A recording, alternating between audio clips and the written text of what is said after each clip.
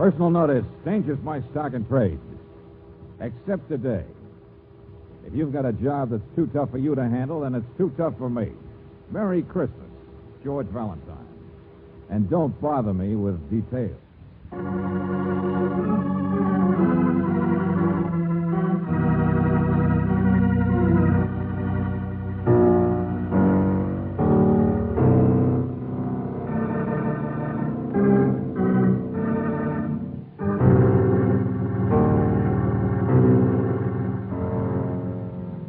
Standard Oil Company of California, on behalf of independent Chevron gas stations and standard stations throughout the West, invites you to Let George Do It.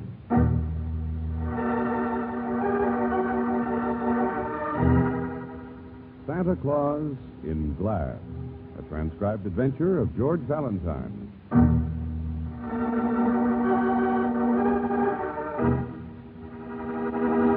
Stabbed, I said. S-T-A-B-B-E-D.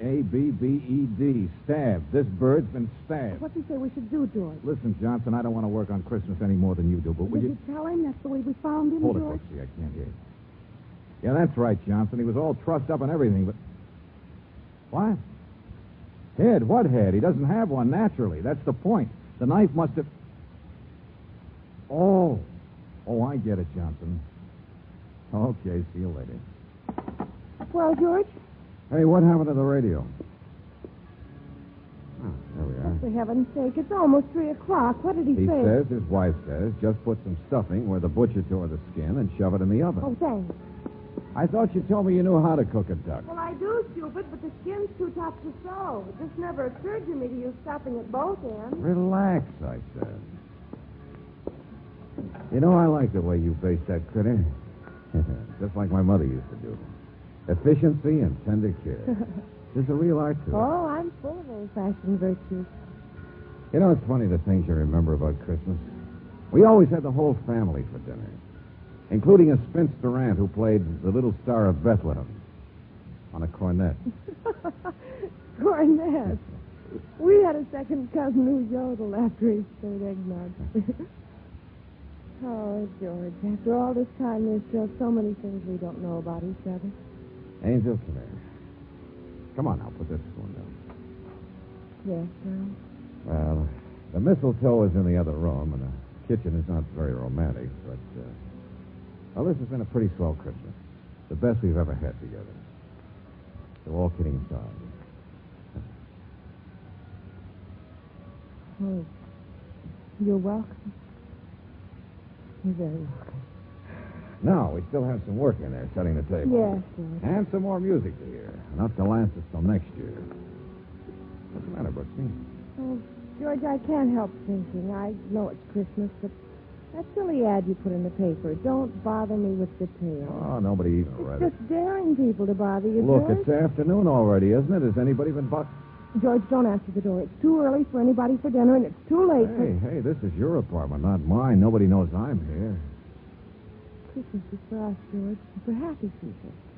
It's not for trouble and danger and all... It's for a little faith in human nature, Angel.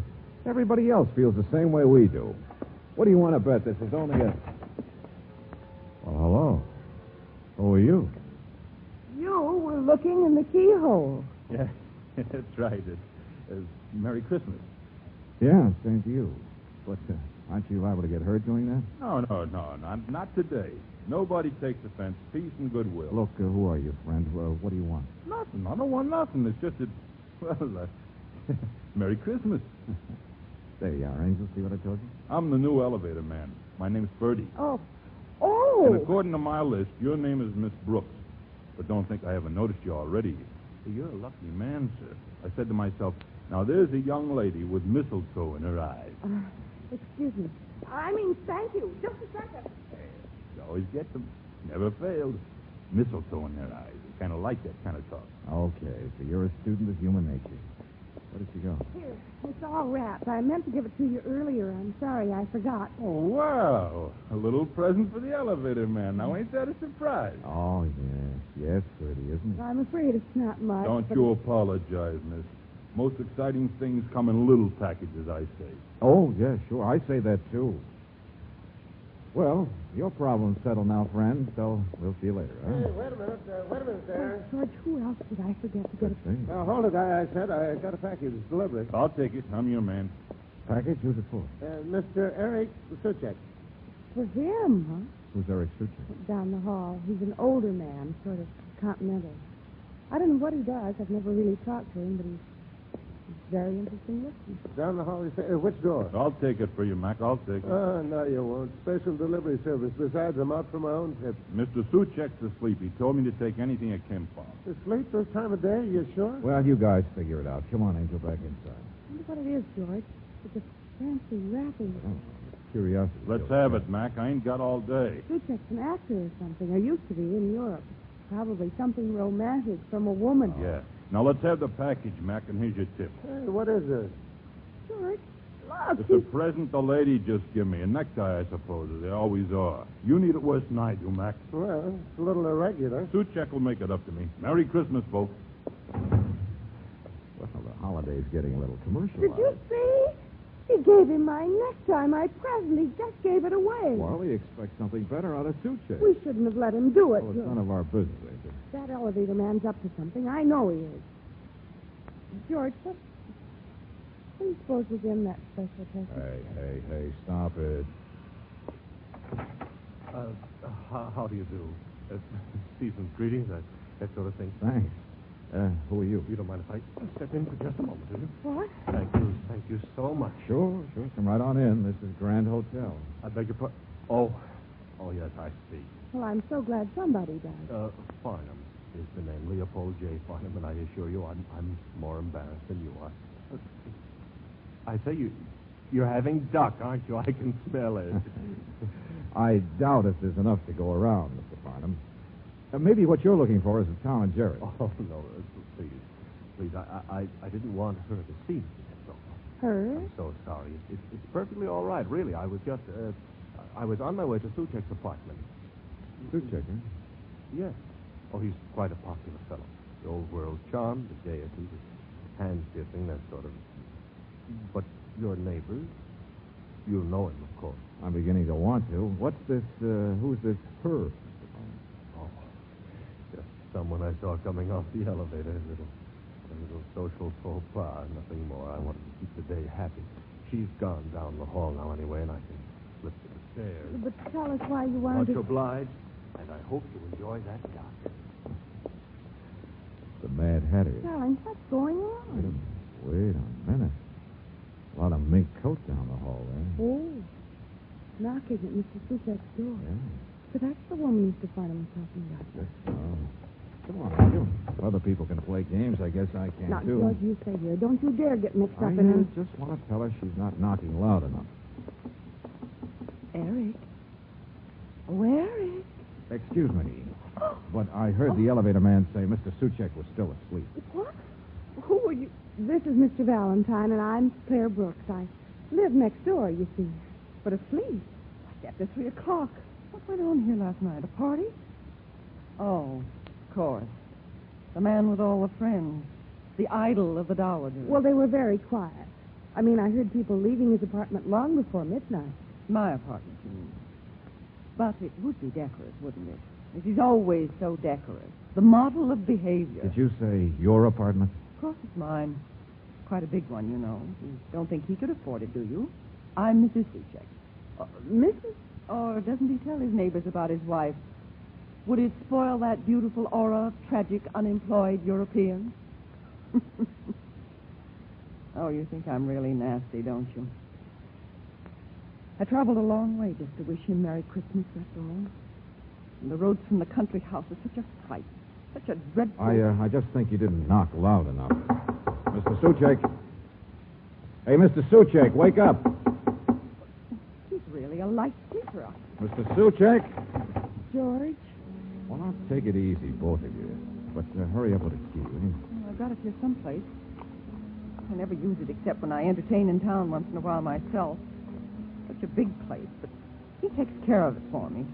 At least he does that. There, is that one the key? Oh, yes. Here.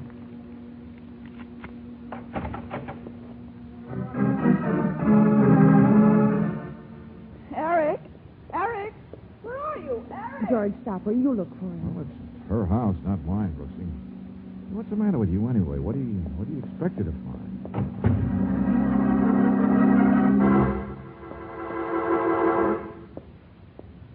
She's not here. Oh, Went out someplace. Okay, Mrs. Suchek, we'll just mosey She was along. here an hour ago. Huh? I had my chauffeur phone to make sure. Had him pretend he was somebody else. Eric doesn't like to be surprised. But I was going to surprise him anyway. That's why I couldn't understand that sleeping business. funny you didn't wind the clock. What did you say? The clock had stopped last night, I guess. Milk is still on the back porch. Look, his clothes are here. Oh, he just went out someplace. Why, his bed hasn't been slept in. Well, he went out last night, then. There's nothing to get all excited Oh, about. don't leave me. Please don't leave me. All right, Mrs. Suchek. What are you so nervous about? Why do you think something's wrong? Oh, it's Christmas. I don't want to be alone. Oh, I don't know why I didn't stay in the country. There's a wonderful party out there. 16 people for the weekend. And the roads are so frightful. I always give huge parties on Christmas. One of the nice things about inheriting a lot of money. Why worry about a husband you don't like, anyway? What? Oh. Why not? I never know what he's up to. My friends in town think he's wonderful and so charming, and he's always getting into confidential little deals with them. My friends, mind you, not his. All so rich, and he just loves rich people. All right, let's get off the subject. Turn on the radio. Listen. I used to be a musician, you know. A very bad one. Studied in Paris. Yes, Mr. Valentine, I'm very nasty. I'm sorry. I'm worried about him. We're so far apart, and he's up to something. I don't know what it is, but it is Christmas. Oh, Mrs. Suchek, did you say your husband didn't have any money? What? Well, really, he's not a little boy, for heaven's sake, running around without pocket money. He does get his allowance. No, he doesn't work. Just charming, that's all. It was different 20 years ago. Over there, he was an actor. But then they closed the theaters in Europe. You can't live on pride forever, can you? Oh, run along, you two. This is absurd and ridiculous. And I'm tired and would like to take a nap. Okay. Come on, Brooksy. George, I asked about money because he's got a bank book in there on his desk. Huh? And it shows a balance of several $1,000s, all deposited in the last few months. Nosy. But he has notes about meeting people at all hours, too. Deliver shipment to Joe at 3 o'clock. Steamship docking at 7 a.m., Pier 52. Get bids from jewelers on... Anyway, that kind of... Skip it. But shouldn't we say something? And shouldn't we ask about that man who was just up the Leave her hall? alone, Brooksy. We don't know what kind of a guy her husband is or what he's up to. I wonder if she does. Oh, are you coming, too? It's cold here. I don't like it. I'm going to run down to a hotel. Okay, which one? I want to phone you after I've had a little talk with the elevator man. Yes, he was so positive about Mr. Suchek being asleep. Come on. See you later, Mrs. Suchek. Oh, wait a minute. Miss Brooks, you didn't see a mirror in there, did you? The room beyond? What? A mirror, a hand mirror. I left it here the last time. It's gold. It has my initials. And there's a diamond thing. Well, I guess it's just mislaid or something. It's not important. Never mind.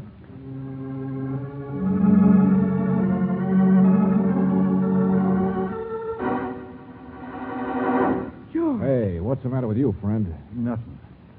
I'm all right. Bertie, you were just We lying checked there. both elevators, couldn't I'm find fine, I tell But you. look at your room, all your presents. Leave me all- alone. And thank you. Merry Christmas. you. Oh, yeah, very merry one. Buster, who hit you? Nobody. You didn't catch that mouse with cheese. Nobody. I told you I'm all right. Leave me alone. Oh, yes, and nothing's going on today, and I suppose Mr. Suchek is fine, too. Your big operator friend who sleeps says you. I didn't do nothing and nobody hit me. All these presents. But where's that package of Sucheks, the one you took delivery for? George, it's not here, is it? That's why somebody hit you, Bertie? I don't know a thing. And I'm sick of this job anyway, so goodbye and Happy New Year. Oh, George, what's going on? What is it? He's not sick of this job. He's just got an angle on a better one. Come on, back up to the lobby. Angle. Everybody's got an angle. But you were right. Somebody must have taken a Suchek package away from him, Brooksy. what the heck kind of a thing this is. Excuse me, Mac. Okay, don't mention. Hey, wait a second. You live around here? Know where I can find a guy named Suchek? They got a package for him. Oh, no, not another Let me one. see. Sorry, it's insured. Well, I could take it for him. George. This ain't no Christmas present, buddy. It's from Holland, insured for $5,000. Just tell me what. He's not at home. Says you. I got a phone number on him. I'll find out. And you look so trustworthy. Well, we're telling the truth. He's really I not. know, lady. Just give me the package. What do you think this badge and gun is for on us? Hello. Yes. Hello. Not at home, huh? George. What number did you dial? Armored delivery, Mr. Suchek. Oh, yeah, I was expecting you to call. You have a shipment for me. Number upstairs. What'd you think, wise guy? Well, there's no apartment number, Mr. Suchek, so if you'll just tell... I don't want it, please. I don't want that one. Not today. It's marked special. I'm sorry. I am home, but you'll have to wait delivery until tomorrow, please. Okay, sir. Not at home. The things people will pull. And on Christmas, too. George, we were just upstairs. He's not there. Quite an operator, Suchek, for a man with no dough, no job, just a lot of connections through his wife. $5,000 packages. I don't blame Ferdy for getting interested. One of the packages is missing. Yeah. Let's go see this mighty man. Find out what he is up to behind his wife's back. See him, but he's Double not... phone, Angel. It's simple. That's why she thought he was home, too. Her chauffeur phoned earlier, remember? Double phone? Yeah, like some doctors have. A special service. Same number in two places. And he doesn't want people to know. Well, George, it sounds to me more like a double lie. Uh-huh. And one of them's not so good.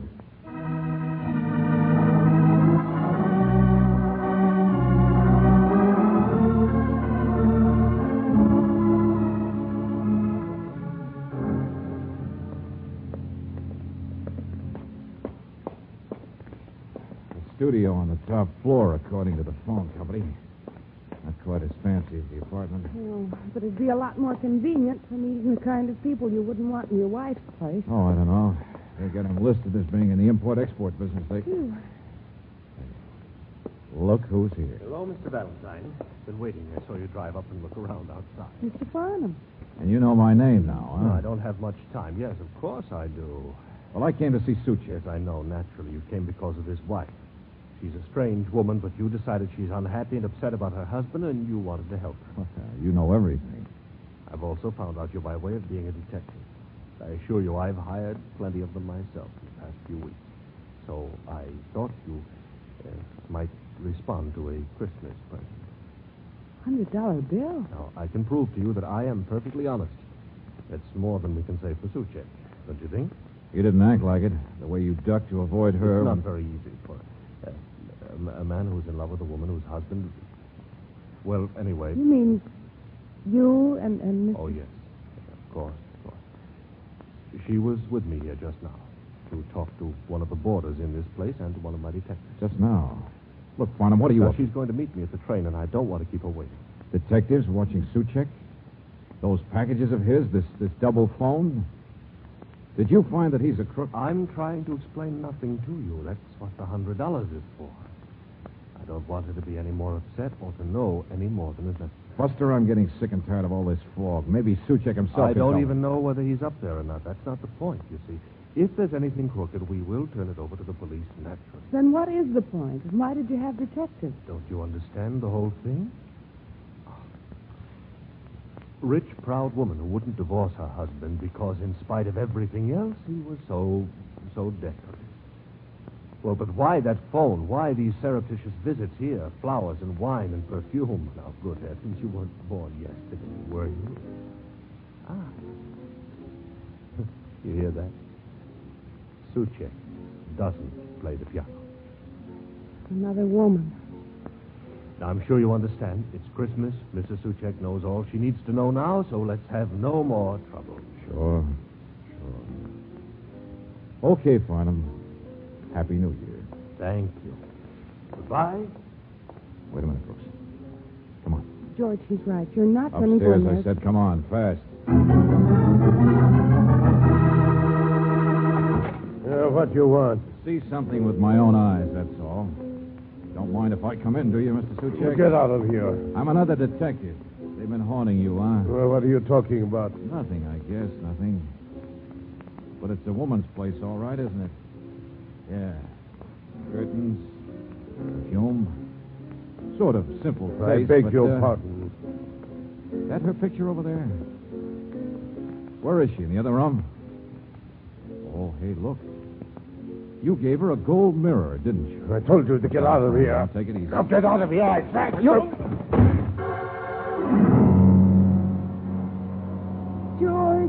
George, you idiot. Going and Never mind. I'm all right. Come on, find me a phone. We're going home. Not until I've got Johnson to pick up that woman.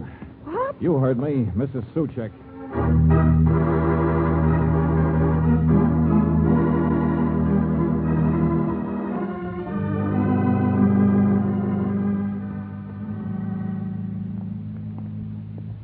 I had a lot of trouble, Mr. Valentine. I got her off the train all right, but the lieutenant says she can sue our shirts off. Thanks for bringing her here to Miss Brooks' apartment so fast, sir. Hey, you better get down and prefer charges. Yeah, sure, and thanks again. Hello, Mrs. Suchek. You're insane, of course. I'm insane, too, leaving my country place today. No, you're not. Don't open your mouth to me, young man. Take it easy now. Take it easy. Where did you get the package? George, it's the same original one. The one that It would be an understatement, wouldn't it, to say that's none of your business? Okay. Mr. Farnham gave it to you. How helpful. Now, will you please explain At least what... he's the only one who was around here to have known that Ferdy, the elevator man, had it. What? Well, that's past history, not important. You're quite a guy, your friend Farnham. You meet up with some choice men. Mr. Valentine, I really think you are insane. I haven't the slightest idea of what on earth you I noticed think before that package has no return address on it. Also pretty fancy wrapping. Now, a member of a family never thinks of a return address. Of course, you've got it again, so what is it? Your Christmas present to your husband? Like a bomb, maybe? Mr. Valentine, we used to be very happy until I became wealthy. Until he became worthless. I know. Like a fish out of water. Both of you. Living high, wide, and handsome. Let's unwrap Huh? it, lady. Oh. Yes, me. Been waiting for you to get back, Valentine. I thought you'd figure it out. Thanks, Ferdy. But is that gun necessary? Yeah. I want the package, lady. No. Give, lady. Buster, you're not a very bright man. All day you've been out for a fast buck. Well, this isn't it. Is that so? Give that back. Mrs. Suchek, I'll have to admit I'm a little curious myself. That's more like it. Here we are. A Santa Claus. How about that? Paint's all chipped. Looks European. Glass. A glass Santa Claus. Well, Mrs. Suchek, I was curious, too. But more about the way you and your husband apparently treated each other. You can't live on pride forever, you said. I don't want to talk about my husband. I know. And Farnham took you over there, and some boarder gave you the gossip. Some detective who'd watched your husband sneak in there once in a while on holidays. And I went over myself, and I heard a phonograph record playing piano music. You used to play the piano, didn't you? Studying music in Paris? George, it was a phonograph? That's what first tipped me. Noel is a French carol, isn't it? What are you talking about? About how Christmas isn't for trouble or danger. That's what you think. Oh, you'll get out of this. Santa Claus is hollow, ain't it? What? They smuggle things and hollow things, don't they? Big operator like Suchek. Oh, you'll break it. Good night, stupid. Oh, grab it, George. Oh. I couldn't reach it in time. There's nothing in it, though, is there? Not much of Ferdy anymore, either. Oh, no. Please, Mrs. Suchek, stop it. Sorry. Listen to me. Quick. Did Farnham produce a girl who lived in that studio today? I don't want to see her. I don't want to know who she Would your husband give a mirror with your initials on it to somebody else?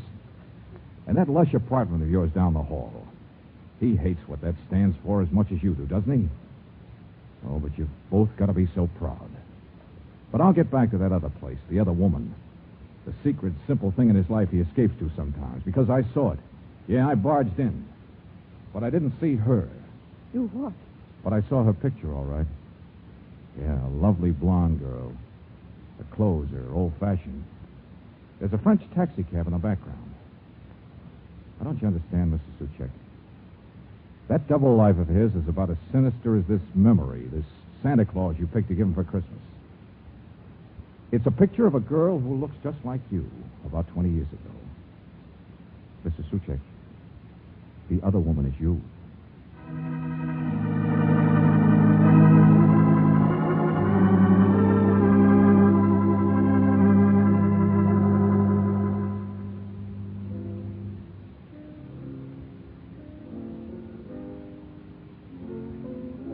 But, George, she's changed so much.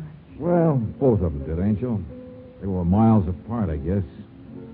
Only still not quite ready to forget a dream of what they used to be like, even though they wouldn't admit it. But all those packages of his, the other ones, those phony-looking shipments back and forth from Europe. Darling, your imagination's as bad as Purdy's, the ex-elevator man.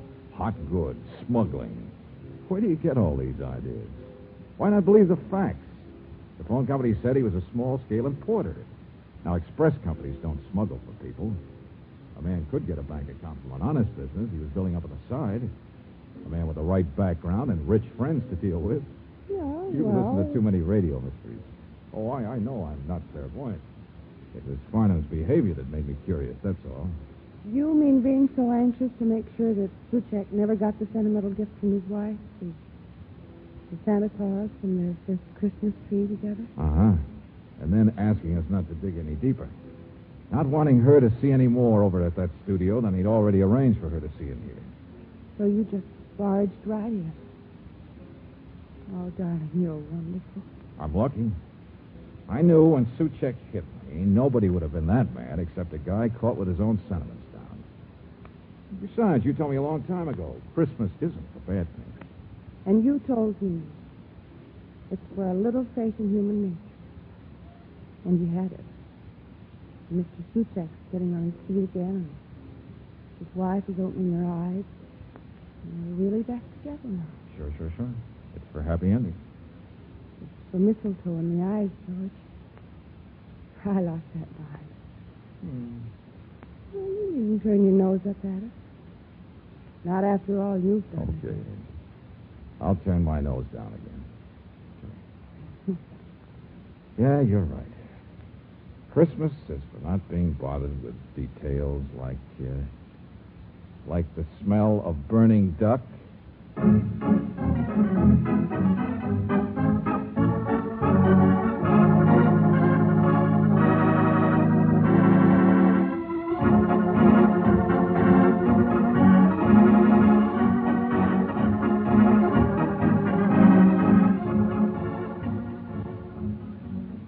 Merry Christmas, everybody. This is John Heaston, hoping that your Christmas Day was everything you wanted it to be.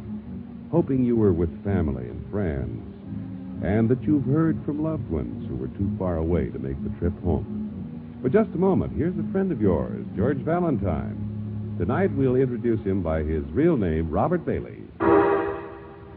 Holiday greetings are not my stock in trade.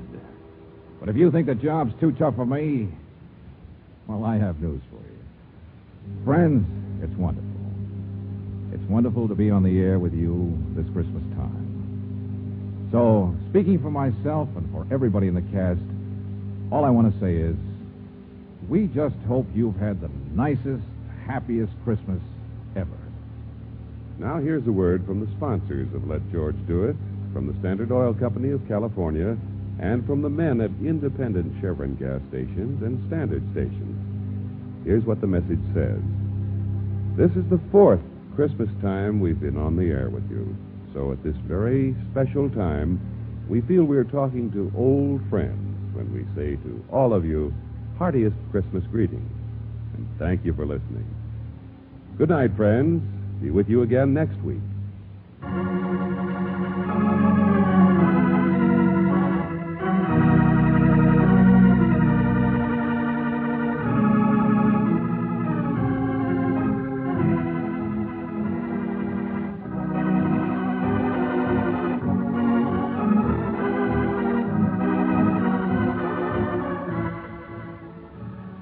Tonight's transcribed adventure of George Valentine has been brought to you by Standard Oil Company of California on behalf of independent Chevron gas stations and Standard stations throughout the West. Robert Bailey is starred as George, with Virginia Gregg as Brooksy. Let George Do It is written by David Victor and Jackson Gillis and directed by Don Clark. Irene Tedrow was heard as Verna, Bob Griffin as Suchek, Larry Dobkin as Farnham, Barney Phillips as Ferdy, and Bob Bruce as the messenger. The music is composed and presented by Eddie Dunstetter. Your announcer, John Heaston. Listen again next week, same time, same station, to Let George Do It.